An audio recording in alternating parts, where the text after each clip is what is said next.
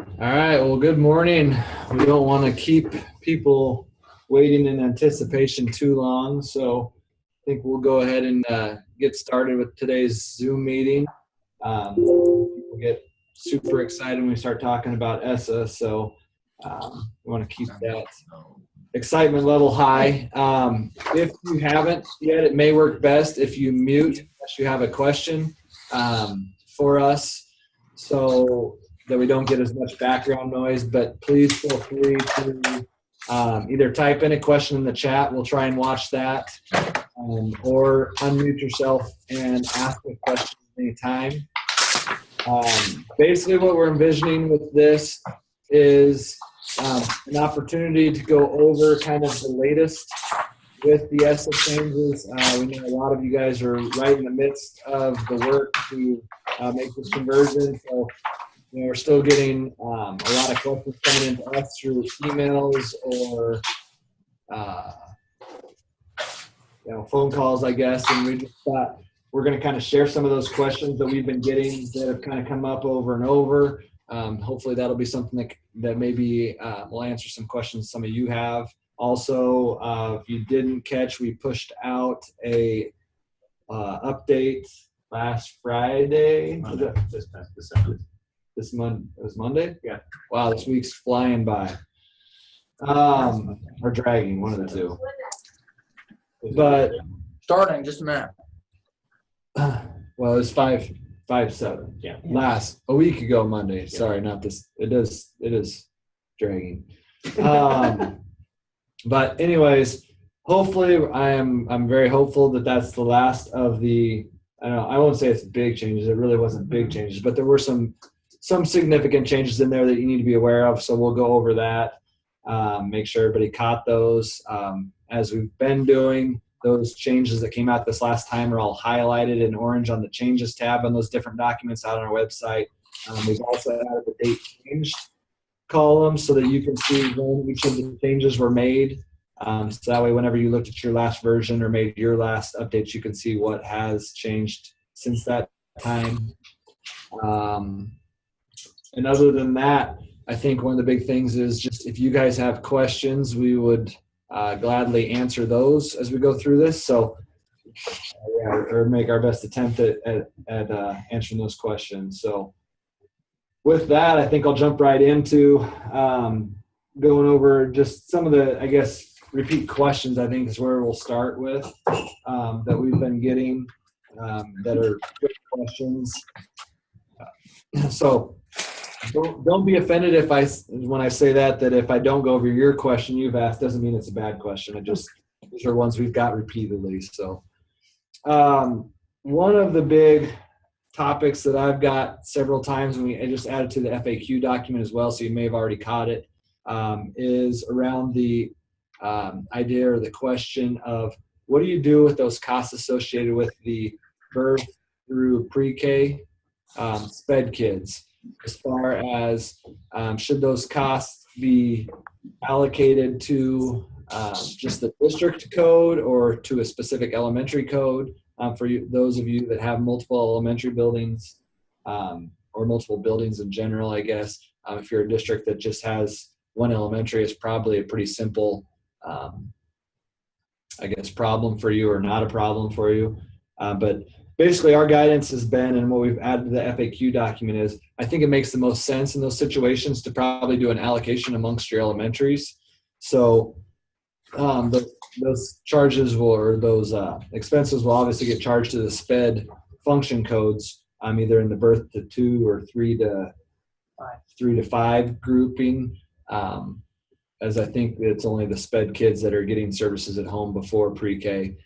So those will be your function codes. But as far as allocating it, to me, I don't think we want it allocated to the district-wide code because those probably make the most sense to be allocated specifically to the elementary buildings. So how that's done, I think there's some flexibility to each of you at your districts to do what makes the most sense.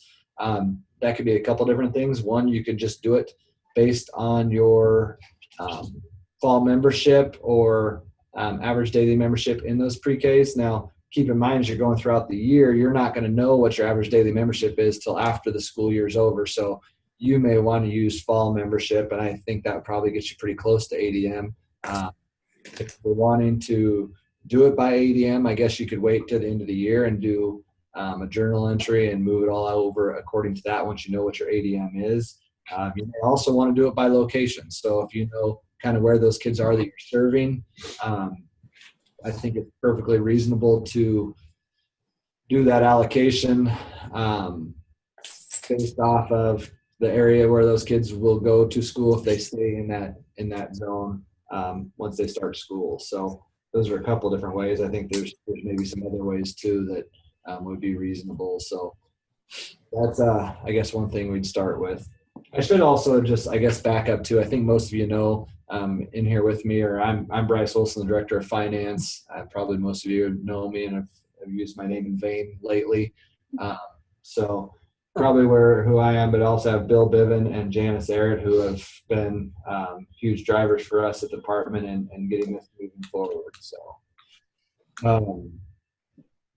also I want to, I guess, note too, just we are in the process, just got done with the meeting this morning on how we're going to be reporting this information, I guess, out on our website for the Department of Education. Just confirming that it is going to be part of the whole report that kind of used to be a school report card. It will be a piece of that. That actually goes live for school districts this fall. The financial piece is just going to have a note on there that says will be available in the by December 2019. So since we have the waiver on the financial side of things, ours will have a tab out there that just says we don't have it yet, but it'll be coming with the fall. So that'll give you an idea of where it's going to show up. You'll be able to see it a year early, what exactly it looks like, and how we show the breakouts between local, state, and federal funds per pupil cost, which is the requirement.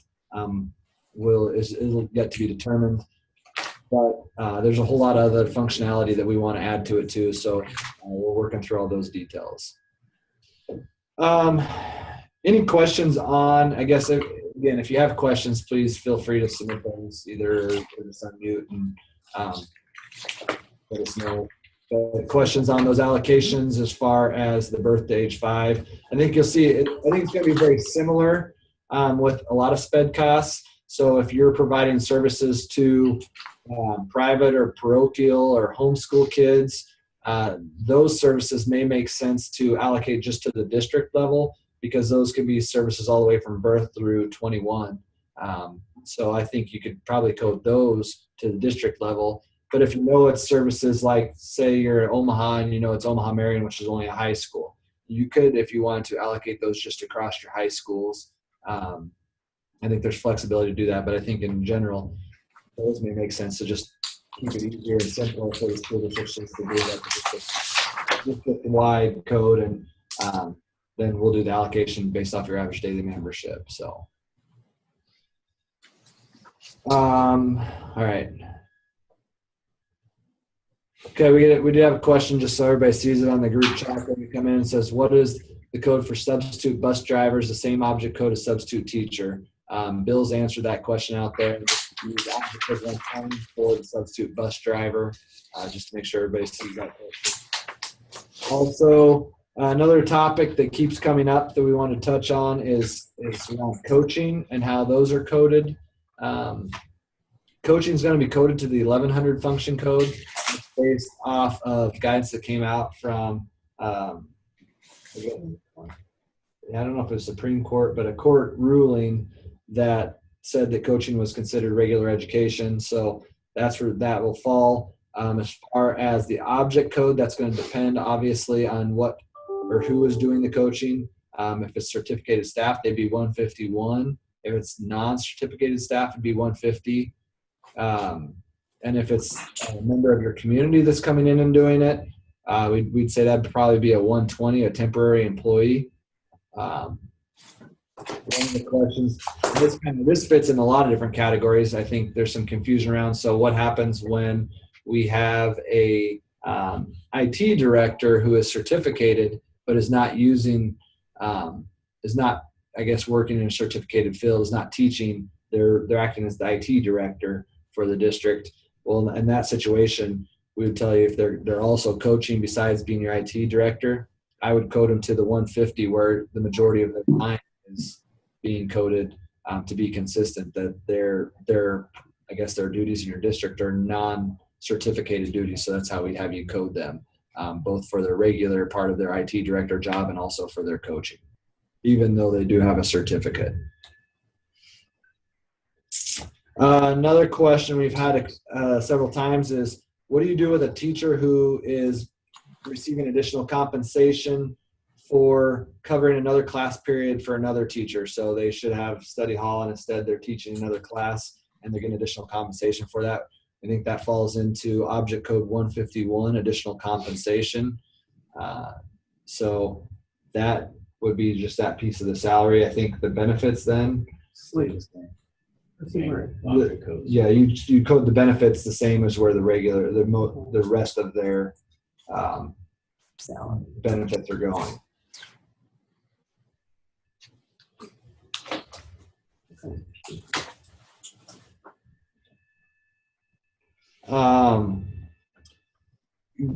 I guess another thing on our list here we wanted to cover is around capital outlays versus supplies. I think the key there is capital outlay object codes are going to be your items that are over 5,000 or more. So they become in the 730 series of accounts. So equipment, machinery, vehicles, furniture, tech-related hardware. So obviously there's not a lot of tech-related hardware anymore that's over 5,000. Maybe if you're purchasing, I think some of the bigger servers maybe, but I know a lot of you are going to cloud-based technology there instead.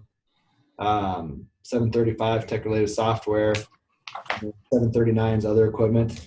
The supplies, again, so it's the opposite. It's going to be your under 5,000 type of items. That does include computers, which would fall into the 650. Supplies, tech-related, so your laptops, desktops, printers, those kinds of things are all going to fall into 650 supplies there. So, question. Yeah. You see that? So we've got a question that says capital outlay 5,000 total purchase, like 50 computers or individual item. That's a great question. So to clarify that, it would be 5,000 per item. The capitalization is not totaled, I guess, is kind of the rule on how that works. So that's a good question, though. So same thing with furniture or whatever. If you buy a whole bunch of desks that total, $50,000, each individual desk may only cost, $100 or $200. I have no idea. Those would all go in supplies. Feel free to jump in anytime, guys. Student insurance. This is a question that just came up. One question that came up, and I don't know. Do any districts? I guess maybe somebody shoot me a note on the chat over there. Yeah, just curious. How many districts? Bill may set up a poll here real quick. How many districts have or offer student insurance? So basically, health insurance for your students that's purchased or run through the schools. I guess I haven't heard a lot of that, but It's been a while back. But I know districts used to do that more. Not sure if that's still offered or not, but regardless, I guess our best place to put that is probably in the 2190 support service student other function code, and that would fall under Object Code 520 insurance other than employee benefits. I think if you're doing that, and somebody can correct me if they see a problem with this, but if I was doing that, and I don't know if any districts are or not, that would obviously, since it's going through the general fund, is going to be a hit against your spending authority. If that's an issue for your district, it may make sense to net that. Since it's really not an expenditure of the district or a revenue, you may want to just net that in that 2190 account there, so that both your revenues and expenditures are in the same place and not hurting your overall expenditures and overstating revenues as well.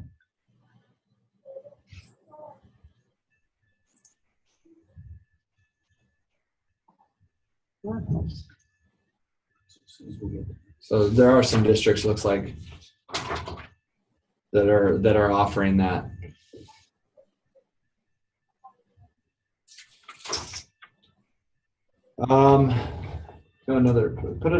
Bill's going to send out another poll here in a second.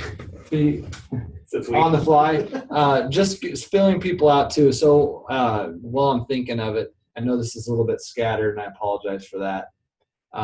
But we are considering, or right now we have ESU 10 reserved for the Tuesday afternoon before Administrator Days out in Kearney, to again kind of do an ESSA work day or work session or work 3 hours, I guess, from 1 to 4. I know that by the end of July, ideally every school district will be converted over, ready and raring to go, and excited for the new opportunity to collect information at the school building level by then. Something tells me that may not be the case for everybody. So I don't know if that's too late and people are thinking, nah, we won't need that, but we have reserved it and we're willing to set stuff up. We're even willing to check with vendors again and see if that's something people feel would be helpful. We're more than glad to be out there and working and helping you guys in any way that we can. If that's something that you feel like would not be beneficial to your district, then please let us know that, and we'll gladly cancel and set up other opportunities and still be available to you in other ways. So we'll be asking that question again if we do this kind of Zoom meeting in June again. We're thinking we may do one more of these in July. Instead of doing one in July, it would be that work day. But if it's not needed again by that time, then we just won't have it. We'll also set up probably do a poll at the webinar we'll have the end of June is our school finance, our budgeting webinar that we have annually. So just trying to get a feel for if people are, if that's something that'd be helpful or not. All right.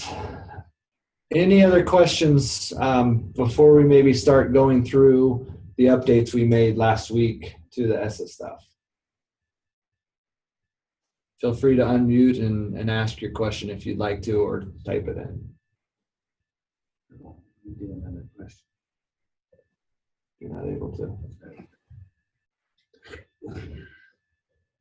Get my hold on. What was your result of that poll? Just out of curiosity, what did you find? Okay. All right, the suspense is killing me. All right, so. Janice, do you want to lead through some of these changes, Janice or Bill, that we just put out there? Those are like the FAQs. Let's go with the FAQs next. Let's just go through the coding changes. Can you see that, or do you have them available? Do you not have them? I don't have them printed out. Okay. I can't see very well. Okay. Bill, did you want it? He's more familiar with the changes than I am. Or I can do it if you want to. I'm trying to set this full. All right, well,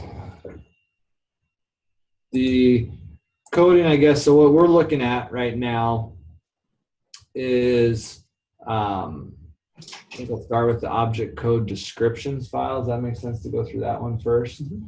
The changes there. We added some descriptions to, we'll start at the revenue tab, I guess, and note that we added a code 4417, had several questions around IDA Part B transition projects, so I'm assuming there must be a bunch of districts that just were getting their grants on that. We added a revenue code, again, 4417 for that. The expenditure side of that is 6417. So that's a new one this year. On the expenditure side of the function codes,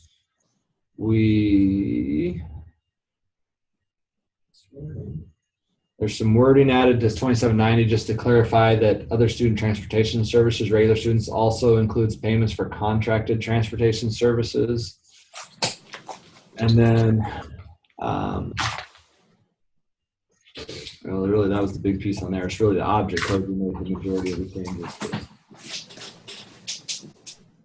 If you look at the changes tab, it'll give you the code that is being addressed, and then if you go to the worksheet of that code, you will see what change was made in that same orange color specifically. Just looking at Bryce's screen now with the other employee benefits description, we added cell phone allowance to the looks like the 290 series for object codes. Then if you go down to, what's that one right there? 330, it looks like we added conference and workshop to the description there.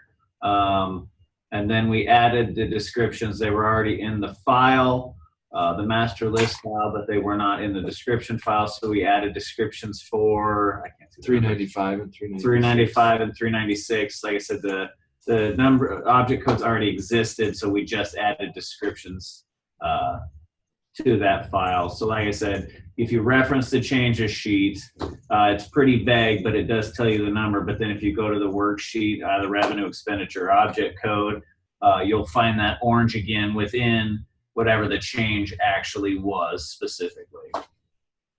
One last thing, we also on the definitions of district personnel on the XX6 professional non-certificated staff added school nurse and school dietitian to that description. On the master list,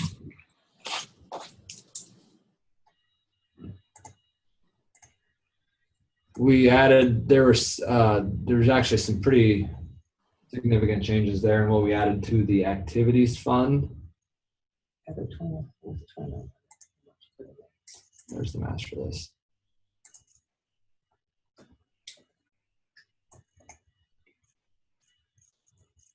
Do you have those quick when you go? No, maybe yeah. If you want, I can. So we added to the activities fund.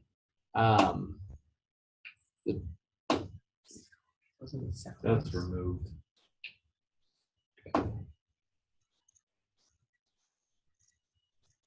Do you have your list? You can go get and easily run through it quicker. I don't. Can I throw it all away? All right, so we added quite a few accounts actually too. We added minimal. We removed a lot. Okay. That's it. All right, so I apologize. We removed quite a few accounts, but added very few, except for on the activities fund, we added the 2900s? 05, isn't it? Yeah, okay, here it is. We added the 1700s, the 1720, 1730, 1740. On the revenue side, and 1741, also 1790 and 1750 there. And those were, we also had several salary accounts for the activities fund. There's a lot of requests for those people who you're maybe paying to take gate tickets or I'm not sure who all, security, concessions, those kinds of things out of the activity fund. So we did add, and that was new. That was not, we did not have those accounts in the current Essa, non-Essa account numbers. So I'm sure people were just coding those in other places in the past, but we are going to be grabbing that now. In the school lunch, in the nutrition fund, not school lunch fund, we had the 2900s. I think that's where actually a lot of those expenses are going to be coded in the school nutrition fund. So, you don't think so?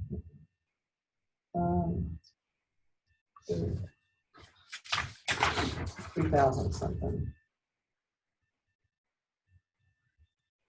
The 3,100 is food services operations. That's what's in there now. What's 2900? 2,900 is other support services. support services, other. Other, yeah, and this food services operation 3,100 was added to the nutrition 3,100. 3,100s. Okay. So 3,100 is added to nutrition to the nutrition fund as well, and then you also have support services in there. Any other highlights there that we want to touch on? You guys know of? It's very minimal. All right. So that's those highlights. Janice, you want to run through the FAQ document and the Okay. changes we made there, just to highlight again some more questions and concerns we've been getting. When you look at your FAQs, you can see that they've been highlighted, the new ones that we've added, as well as when the old ones were put in. So like this date now is 5/7/18. This is the last time we posted something. And Bryce talked about allocating SPED-related services for those children who are categorized as like preschool for SPED. And he talked about that, how they should be possibly allocated equally between each of the elementaries you have if you have more than one. Go to page 8 on that. We talked about how do you code payment for a high school teacher who covers class for another high school teacher, and he talked about that as well and broke that out as far as like 151 is the object code. And we've got another example how you're going to break out for an elementary SPED teacher that's also a high school coach, and it's broken out on page 8 where the salary is 111 object code, but since it's SPED teacher, it'd be a 1200. And then additional compensation is a 151 for teachers, professional staff, and then broke out the 221 for the Social Security and FICA, 231 for retirement, and then 211 for the district share of the group insurance. And that's the question we've had, like where do you put it? Was 1100 like Bryce talked about. Cash in lieu of if the employees don't sign up for the health insurance, you put that in the 280s for health benefits paid for whatever category that employee falls into. Okay, we've got people who, you've got someone that may be living in the community is not certificated and they're coaching. And Bryce talked about this one too. He's touched on all these new things already, I think. It goes into the temporary employee paid to non-instructional, the object code of 120. Then I'm going to page 10. Separate, do we need to add separate account codes for receipts and disbursements for each type of activity? So like what that means is like for your, say your cheerleaders and your football and your FBLA, you may want to add an additional identifier to the string of coding, but you need to check with your software vendor to see how they want you to do it. You may have to put sub-accounts. I think that's what Software Unlimited does. But I think that, what's the name? Harris, there you can add a code. So you need to check with them to see how they want you to do that. When the information we get that, it's all rolled up into the major category and it won't be broken down for our purposes. And keep in mind the activity fund is one of those funds that you have to report on the school level. And then coding transfers, you had a lot of this. How do you code transfers to the depreciation fund from the general fund? And this hasn't changed.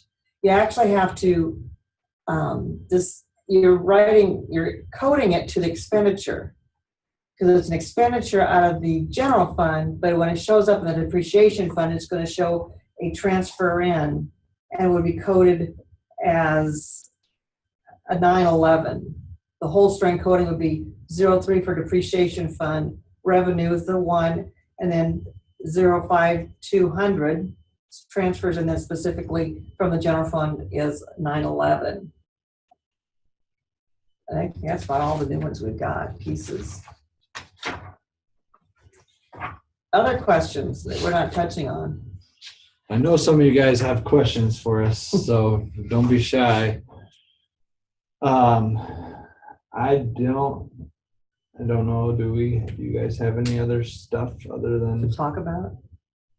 those are really kind of the highlights of the questions that we've been getting. So Tessa. oh yeah, that'd be good. Okay. So another, I guess Janice brought up a good point or two around our test site. So we are having a few people that have practiced uploading their data into our test website to make sure everything works. There are a few, I guess, issues that we're continuing to work through on that a little bit, but we need you guys to, as you have the, I guess, opportunity or you get your stuff there to upload those. Some of those issues end up being on you guys' side or the person that's uploading it side where the data is not coming in exactly correct yet, and sometimes we have a couple of things we're ironing out too. But overall, the process, I guess, we're just getting started on that type of testing. So, like to have when you get to the point of having your new code up there, if you can submit a file to us, that would be helpful. So, And make sure you have figures in those in your file, values in your file too. And I think that the other thing we learned too is on the test website, it's when you upload it, when your session ends, that data is gone. It doesn't save that data from your test upload. So I think you'll have the ability to check the reports and stuff too, to make sure that those reports are coming through correctly at that time. But once your session ends, you won't have that ability to go back and check it. So we will be checking things on our end as well, and are looking into a couple issues currently with that system. But seems to be at least functioning, and but maybe not perfectly yet. But I guess that's to be expected. So, okay. Question? Yeah, we got another question there. So can you touch base on the difference between the operations and building 2610 and maintenance of buildings 2620? So that is a good question. I know we've had that discussion with at least one or two people as well. Do you want to? Absolutely. So in our definitions, it does clear it up pretty good. For the 2610 operations of buildings, the definition reads, it's the activities concerned with keeping the physical plant or building clean and ready for daily use. That includes operating lighting, heating, ventilating, and air conditioning systems, and doing minor repairs. We are looking into what defines a minor repair. Also included are the costs of building, rental, and property insurance. Maintenance of buildings is defined as activities associated with keeping the buildings at an acceptable level of efficiency through repairs and preventative maintenance. So again, I think one of the keys and the kind of the confusion on that is what is minimal, and I think we've had discussion around if we need to define that or clarify that in the description.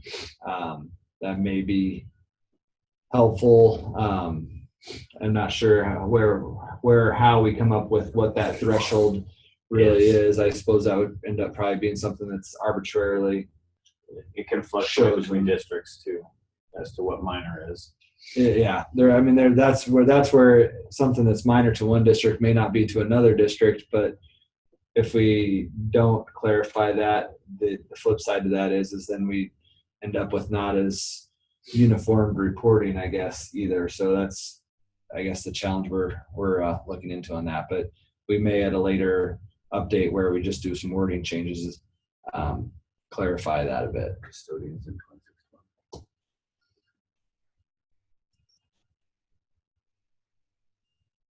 2620. Yeah. So a further question on that, would custodians be coded to 2620 then? And we would say yes. So good question. Any other questions out there?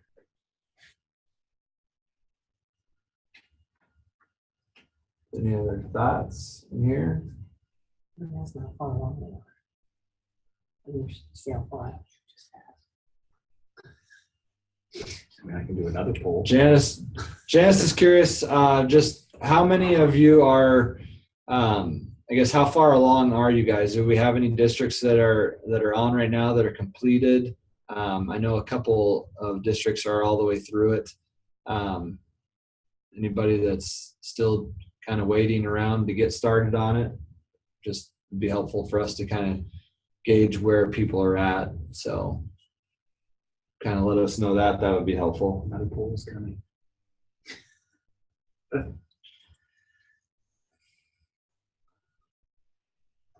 Okay.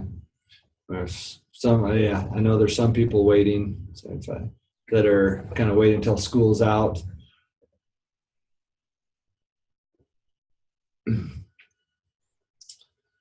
I wouldn't wait too long after school's out if you're waiting till that point. So I think you need to, I think people need to start, getting after it, I guess.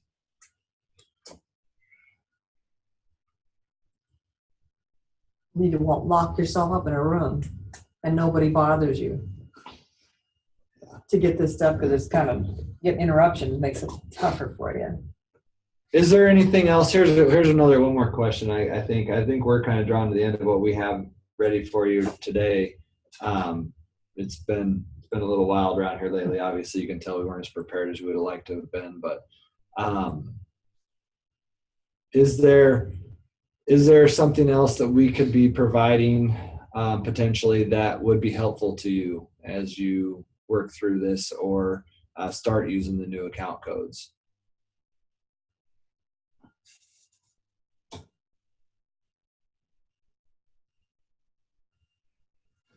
Well, the answer, North Platte inquired about the coaches being added to the FAQ. I believe they're already in there.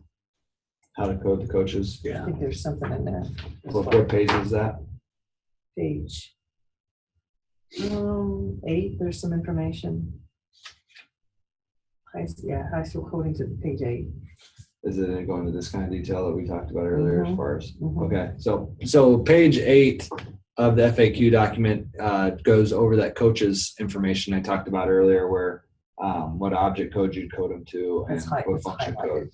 It's highlighted in yellow, one of the new updates we just put out last week.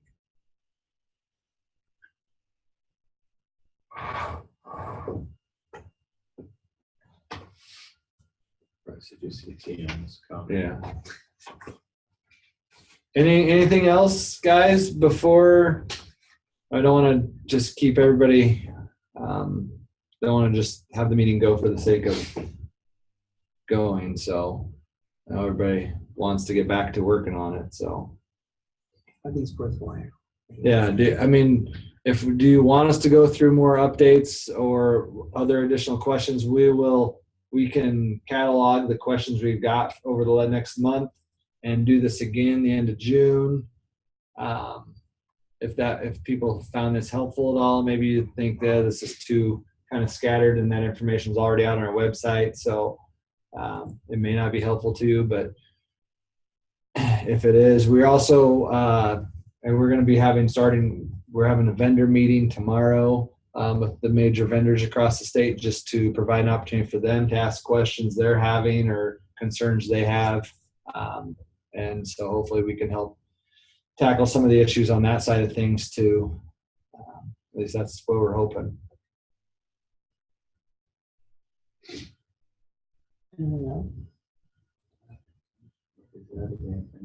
So not seeing any more questions or hearing anything else. So I think we're going to go ahead and sign off for today. And again, if you have other questions, you think of something afterwards, feel free to contact us. Other than that, we hope you all have a great week. Thanks. When will be updated? Say mid-June. Question just came in for those that are still on. When will the budget worksheets be updated? And Bill just typed back there that mid-June they should be. So That's the audit. That's the state auditors put those out, but we have seen a version of it they sent to us on Friday. So just to review it. All right, we will until next time. And I forgot to record. I got you. Thank you.